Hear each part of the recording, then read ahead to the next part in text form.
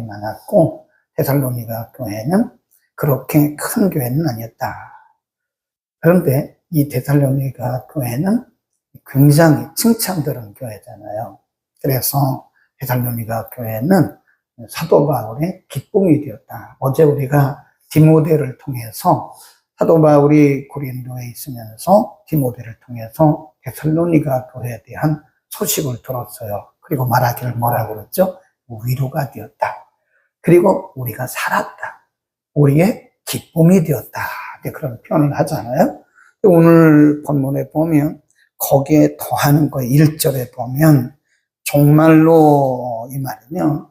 마지막으로 그런 뜻입니다. 이제 결론을 지어가면서 사도 바울이 데살로니가 교회 성도들에게 이렇게 말합니다. 우리가 주 예수 안에서 너희에게 구하고 권면하노니 너희가 마땅히 어떻게 행하며 하나님께 기쁘시게 할 것을 우리에게 받았으니 곧 너희 행하는 바라. 더욱 많이 힘쓰라. 거기다 줄봅시다. 더욱 많이 힘쓰라. 데살로니가 교회는 잘하는 교회잖아요. 그렇죠? 우리가 1장 3절에 보면 데살로니가 교회에 대해 설명을 하면서 너희가 믿음의 역사, 사랑의 수고, 소망의 인내가 있는 교회였다. 데살로니가 교회는 작은 교회예요. 초신자들이 모인 교회입니다. 근데 그들의 믿음이 이론적인 믿음이 아니라고요. 믿음의 역사가 일어나요. 역사. 요 사랑에 말만 사랑하는 것이 아니라 그들에게 희생이 있어요. 희생이 있는 사랑. 그리고 그 어려운 가운데서도 이들이 인내하면서 소망을 가지고 인내했다. 그 부분을 얘기하는 거예요. 지금 여러분들은 잘하고 있습니다. 그 다음에 9절로 갑니다. 9절 시작. 형제 사랑에 관하여는 너희에게 쓸 것이 없음은 너희가 친히 하나님의 가르치심을 받아 서로 사랑함이라. 너희가 온 마게도냐 모든 형제를 대하여 과연 이것을 행하도다. 형제들아 권하노니 거기도 뭐라 그래요? 더 많이. 보다 줄봅시다. 1절에서는 더욱 많이 힘써라 그랬고 10절에서는 더 많이 하라. 이걸 뭐라 그러냐면요. 우리가 이제 보통 사자 성어에 보면 주마가편이라는 말 써요. 주마가편이란 말은 달리는 말에 채찍을 가한다. 그런 뜻입니다. 주마가편. 그러니까 우리가 고린도 교회를 보면요. 고린도 교회 성도들에게는 바울이 이런 말을 쓴 적이 없어요. 고린도 교회는 계속 자기들끼리 파당을 쳐서 싸우고 그러느라고 열매가 없어요. 네. 서로 잘난 척하고 내가 높으니 네가 높으니 막 이러면서 고린도 교회는 계속 분당하고 분쟁하고 그래요. 그러니까 고린도 교회에 대해서는 사도 바울이 뭘 하죠? 계속 책망을 하잖아요. 책망. 근데 여기는 뭐죠? 주마가편. 여러분 잘하고 있습니다. 지금 잘하고 있는데 더욱 잘하세요. 영어 성경에 보니까 do this more and more. 점점 더 잘하십시오. 그렇게 말하는 거예요. 여러분 우리가 그런 하나님으로부터 그런 말을 들으면 얼마나 좋겠어요. 권사님 지금 너무 잘하고 계세요. 그런데 여기에 머물지 말고요. 더욱 잘하세요. 더 기도하고 더 말씀 묵상하고 더 섬기고 더 사랑하세요. 얼마나 좋아요. 그러니까 기본이 안 돼 있는 거예요. 고린도 교회는. 고린도 교회는 기본조차 안 돼 있는 거죠. 그러니까 계속 책망을 받는 거예요. 근데 데살로니가 교회가 물론 완벽하진 않죠. 그러나 데살로니가 교회는 적지만 그리고 초신자들이 모였지만 아주 잘하는 거예요. 그러니까 더 많이 하십시오. 더욱 힘쓰십시오. 얼마나 멋있어요. 지금 잘하고 계시는데 더욱 잘하십시오. 그러니까 지금 데살로니가 교회에 대해서는 사도 바울이 할 말이 없어요. 너무 잘하는 거예요. 그러니까 뭐라 그래요? 더 많이 훔치십시오. 써놓으세요. 주마가평. 사자성어로 달리는 말에 채찍을 더한다. 열심히 하는 사람들에게는 더 잘하도록. 우리가 보면요, 우리가 학교 다닐 때 보면, 초등학교, 중학교 때 이렇게 보면, 공부 잘하는 사람들은요, 선생님이 특별 관리해요. 여러분 모르셨죠? 우리 다닐 때 보면 워낙 많았어요. 초등학교 때 한 반 60명이었던 거예요. 중학교 때도 제가 키가 제일 컸거든요. 끝에 두 번째였어요. 그게 지금 있는 거예요. 지금까지. 중학교 때 제일 컸어요. 끝에도 두 번째입니다. 58번. 잊어버리지도 않아요. 한 반이 59명, 60명이었는데 이렇게 보면 선생님들이 특별히 관리하는 사람이 있어요. 저도 그 중에 하나였어요. 특별 관리 대상. 그래서 초등학교 때도 보면 선생님이 꼭 그래요. 이렇게 살짝 눈짓하면서 귓속말로 벗겨마, 남아 그래요. 애를 청소하고 다 가잖아요. 그러면 교무실로 불러요. 선생님이. 그래서 거기 저도 몇 번 갔던 적이 있어요. 네. 중학교 때도 마찬가지. 중학교 때도 담임 선생님이 이렇게 특별 관리하는 학생들이 있더라고요. 지금 보면 이 데살로니가 교회는요, 사도 바울에게 특별 관리의 대상이에요. 잘하는 교회, 잘하는 교회. 이 잘하는 교회니까 더 잘하라고, 더욱 힘쓰라고. 아멘. 여러분, 특별 관리의 대상이 되기를 바랍니다. 목사님이 특별 관리의 대상. 그리고 하나님의 특별 관리의 대상. 그 다음에 쭉 내려갑니다. 3절입니다. 3절. 하나님의 뜻은, 곧 읽읍시다.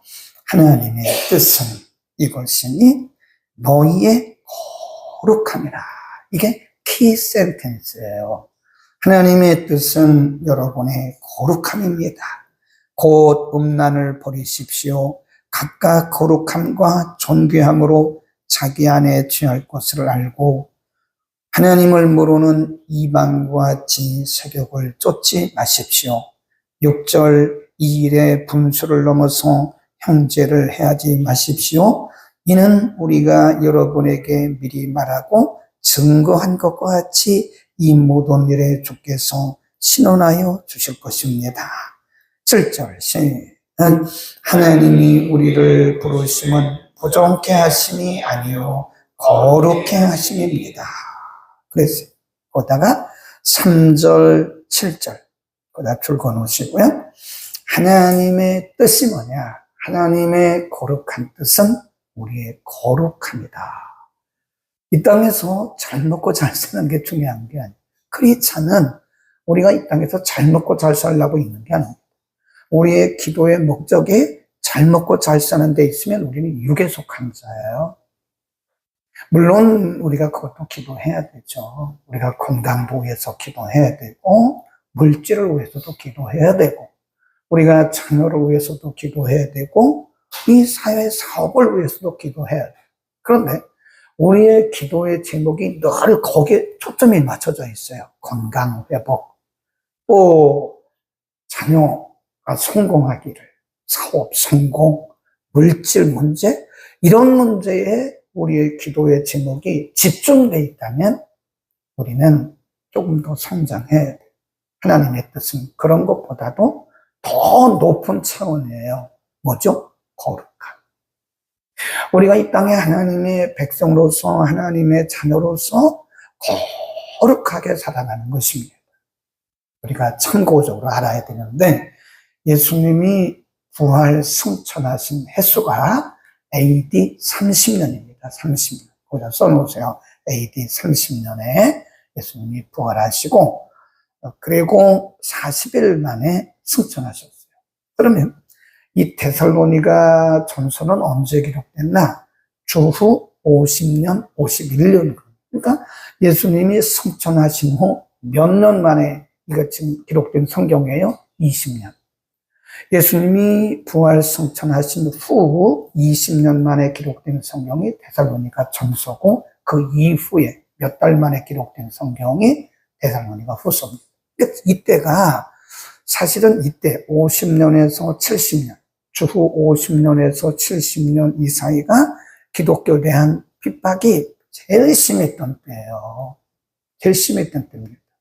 그리고 지금 이 마게도냐라든지 이런 지역, 지금 데살로니가라고 하는 곳은 마게도냐가 포함된 곳이거든요. 그러니까 이 지역은 그 당시 유럽인데 이 지역은 우상숭배가 굉장히 심했던 곳이에요.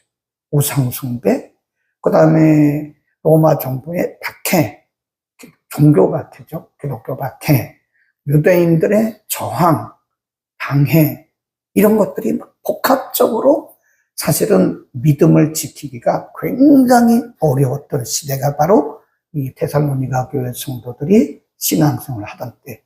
뭐 지금 우리가 사는 건 아무것도 아닙니다. 누가 우리를 박해합니까, 지금? 정부에서 뭐 기독교 박해합니까? 압수수색한 거? 그게 뭔 박해예요, 그게. 그 정도를 박해라고 말할 수가 없어요.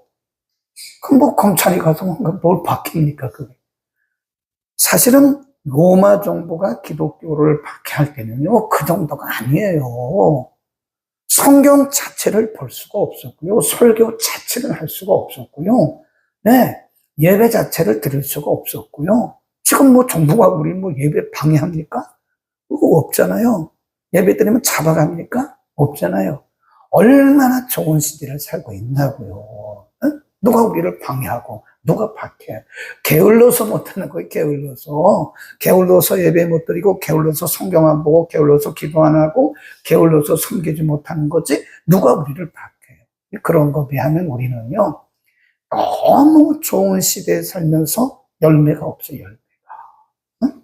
그래서 보면 우리가 기독교의 역사를 보면요 기독교의 역사는 박해와 함께 했어요. 근데 우리가 이 기독교 역사를 이렇게 쫙 수평선에 놓고 보면 기독교가 언제 가장 힘이 있었고 기독교가 언제 가장 부흥했나? 박해가 있을 때, 핍박이 있을 때. 핍박과 박해와 저항이 있을 때 교회가 더욱 깨어 기도하다가 영권을 받고 능력을 받은 거예요. 그러니까 그때 기독교가 가장 왕성했던 거예요.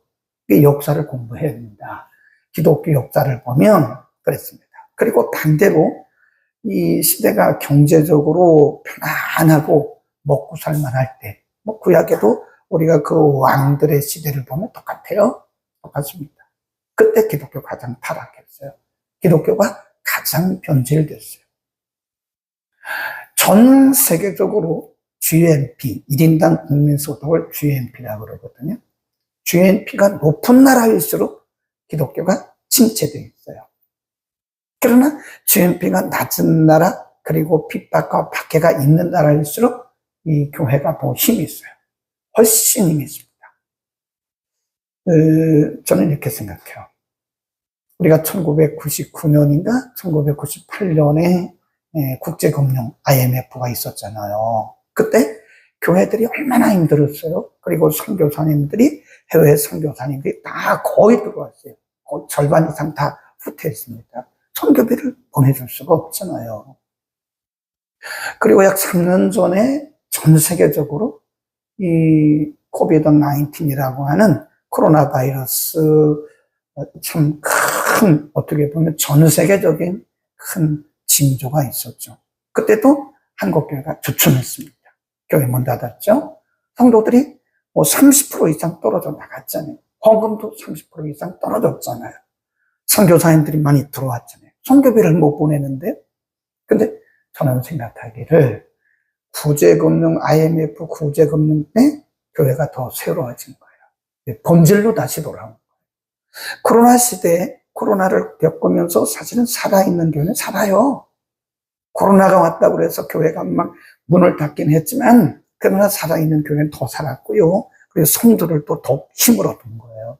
하나님은 그런 어떤 세계적인 현상, 환상들을 통해서 교회를 막 흔드는 거예요. 왜 그러죠? 교회를 정신 차리라고, 깨어나라고. 구제금융을 통해서도 교회를 흔들었어요. 깨어나라고.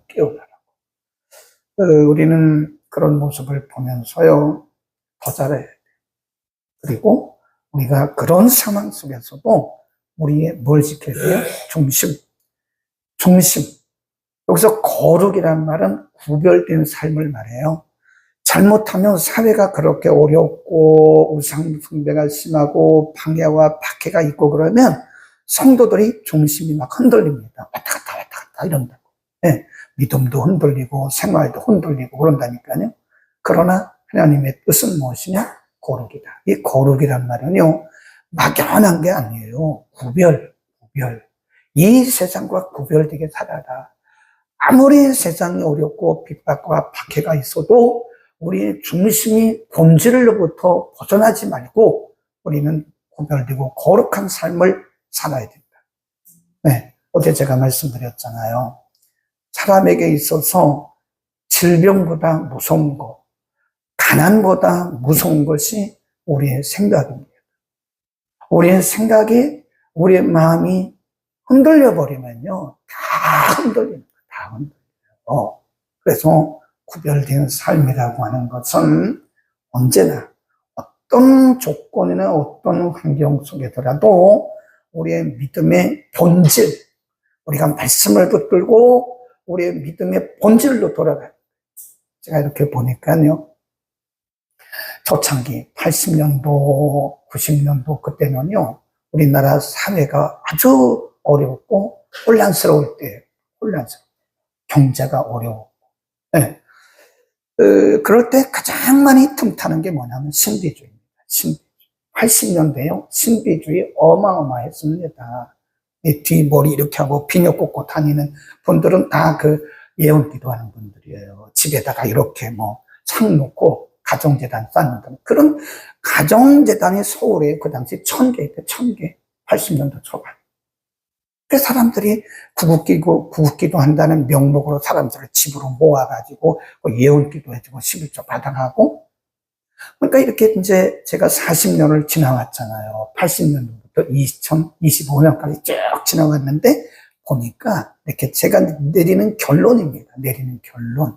신학 전문가로서 내리는 결론이 우리나라의 역사를 보면 정치적으로, 경제적으로, 사회적으로 혼란스러울 때 교회 이단이 가장 많이 일어났어요. 이단이 가장 많이 틈탔어요. 교회 안에 신비주의가 막 파고들어오는 거예요. 네. 그렇다니까요. 그러면서 이제 90년대, 2000년대 오면서 제자훈련, 말씀운동, 그러면서 이 교회가 말씀의 본질로 돌아가고. 지금 어때요? 코로나 이후에 사회가 어지러워요. 우리나라 정치는 지금 굉장히 흔들리고 있어요. 네? 정의가 완전히 무너지고요. 뭐가 뭔지 모릅니다. 이런 상황 속에서 지금 우리나라에도 이렇게 보면요, 서서히 틈타고 있는 것이 신비주의예요. 사람들의 그 민심을, 흔들리는 민심을 확 잡아가지고 이 사탄이 사람들을 흔들고 이렇게 이 사회의 그 틈을 타는 거예요. 정치적인 사회의 혼란한 틈을 타서 사탄이 사람들의 마음을 잡아요. 막 흔들려요, 보면. 오늘 갑자기 가다가 사람 죽이 살인하고 그러는 거예요. 어제도 보니까 뉴스에 어떤 사람이 살인을 했어요. 그래서 살인을 할 때는 그냥 끝나지 않습니다. 그 사람에 대해서 추적을 쭉 해요. 왜 살인을 했나? 거기 보면 심리학자, 범죄 심리학자, 이분들이 가서 다 이렇게 조사를 합니다. 이 사람이 왜 극단적인 선택을 했고, 왜 살인을 했는가? 이 사람이 뭐냐? 자기는 어떤 특별한 사람에 대해서 적에 있는 게 아니라는 거예요. 네. 이 사회에 대한 불만이다. 이 사회에 대해서 나는 불만이 많다. 그래서 불특정 사람에 대해서 살인을 해요. 그게 뭐예요? 이 시대적 상황이 그렇다는 거예요. 사실 우리가 보면 우리가 이 시대에 우리의 믿음을 지키고 우리가 정말 거룩한 하나님의 사람으로서 성경의 본질을 부여잡고 믿음의 본질을 붙들고 꿋꿋하게 나가기가 쉽지 않대요. 우리 아까 382장 찬송 집에서 여러 번 하세요. 그 382장 여호수아 본 바다 앞으로 가세. 이거 참 보면요, 가사의 내용의 의미가 있다니까요. 집에서 한 3번 이상 하세요. 382장 참 좋습니다.